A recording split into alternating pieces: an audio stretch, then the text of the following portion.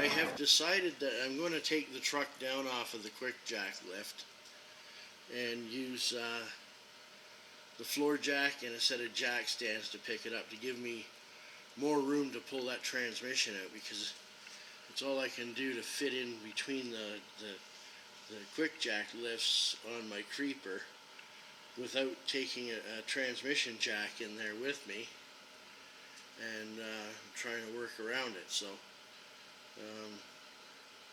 I'll do this shuffle. I never realized this truck has got a rather narrow frame on it compared to a lot of the stuff. Of course, a lot of the stuff I'm lifting is unibody, and you lift them from the outside, and this frame is it's kind of narrow in comparison.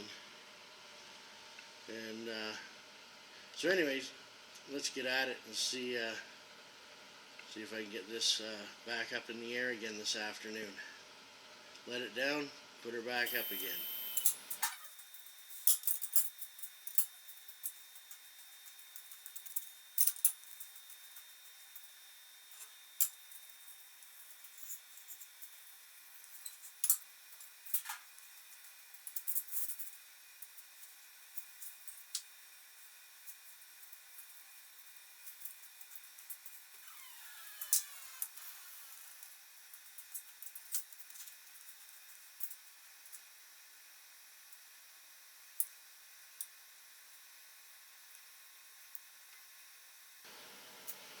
Okay, got her back up in the air again on these 4 heavy-duty jack stands, and hopefully I don't have it too high now.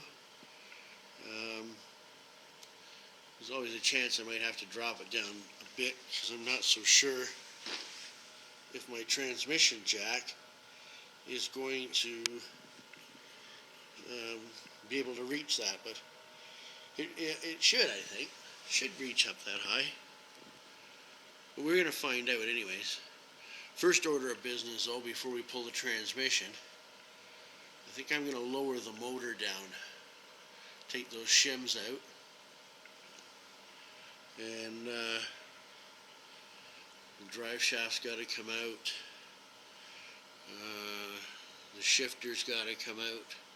So anyways, we'll just work our way at it here and see how things go. Okay, that's got the motor lowered down. I took those stacks of washers out of there. There was one little stack that I had. I got an odd bolt over that. It was too long. I had to reuse some of them. But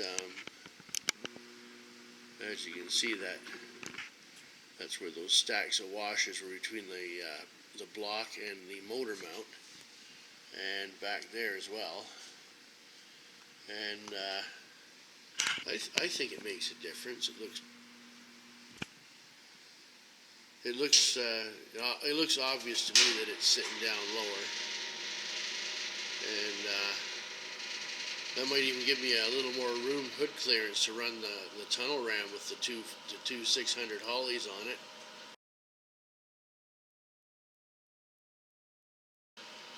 And without cutting the hood, but I don't know. I don't want to cut this hood. I don't want a big gaping hole, unless I put a nice scoop on it, but I don't really want to do that if I don't have to. And besides that tunnel ram with the 2 Hollies on it is probably going to drastically change my gas mileage. Now, at one time, this used to get a good 17 and a half miles to the gallon on the highway, and I'm afraid with that tunnel ram on it, it's going to cut it down substantially. Not that I do very many long trips in this anymore, but you never know. But anyways,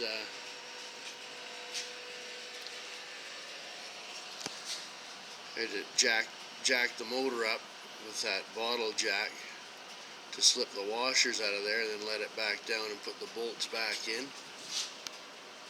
And we'll carry on and get that transmission out here shortly. Currently,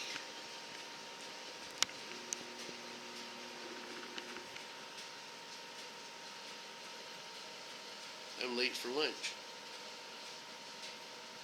later.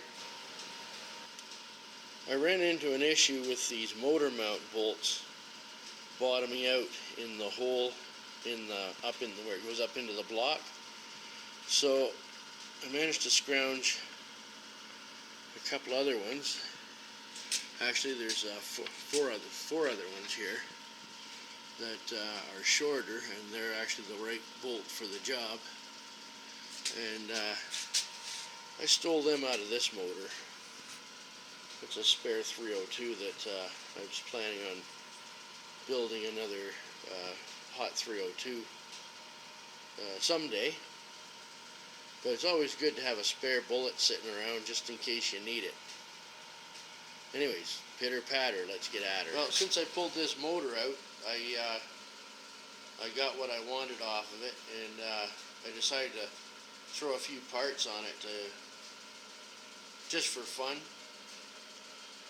I put a carburetor on it and that velocity stack, and got rid of those ratty old wires and that, but I don't know, I guess you'd call it getting sidetracked, but I'm going to shove it back under the bench there and get back to business. Anyways, the idea is we're going to go from a 278 gear, 278 first gear, pardon me, that's in that transmission, and this one has a 325 first gear, so that should pop it out of the hole a lot smarter. And I'm ready to go under there and pull that other 4-speed out of there. Got everything's jacked up, plenty high enough to work under there, even actually higher than the quick jack will take it up. And I got my trusty trolley jack with the transmission adapter on it, and we'll go down there and hopefully not drop a transmission on her head. Anyways, pitter patter, let's get at her. Okay, that's got that 4-speed removed from the truck. Now I got to swap my Hurst shifter over to this other transmission, so I'm going to do that, and then I should be ready to, once the shifter's changed, pop this one back in there and start doing up the bolts. But we'll see how things go here. Well, I've got my shifter swapped out on these transmissions. This is my Hurst Competition Plus that was in the truck, and the other one, it's got looks like an old Ford shifter, probably out of a Mustang, I would think. Yeah, we'll stick with the Hurst shifter. Now, to line these up, make sure that all your gears and everything are synchronized with the shifter, what you do is you disconnect them up here, the rods, and make sure that all your shift levers are in the neutral position. Then you come back to your shifter, put it in the neutral position, and you stick right through that hole, and that holds everything in alignment, and then you adjust the length of your shift rods. Now this one here, these are shock extension bolts from something back in the 60s. Nobody jacks up the back of their car like that anymore, but they work well. They're the same thread. They're the same thread as what the shift rods are. Now I don't know whether these are supplied by Ford or Hurst. Now these are probably Ford parts as well, because the shifter that was on this transmission originally when I got it is up there, and it was a Mustang shifter, so it wasn't an aftermarket Hurst. It is a Hurst, but it's a Hurst production unit that the car manufacturers used to use a variety of those in their muscle cars back in the late 60s and the 70s. So anyway, That's got that all ready Anyways, to go this in. has got this all is ready to go in the truck now. I didn't put any oil in it yet because I don't feel like having it spill out the end here as I'm trying to put it in. And this transmission, I have left the oil in it just in case I might have to put it back in. Once I get this new transmission checked out and that, then I'll drain the oil out of this one, and I don't know whether put it in storage or maybe put it up for sale. I don't know yet.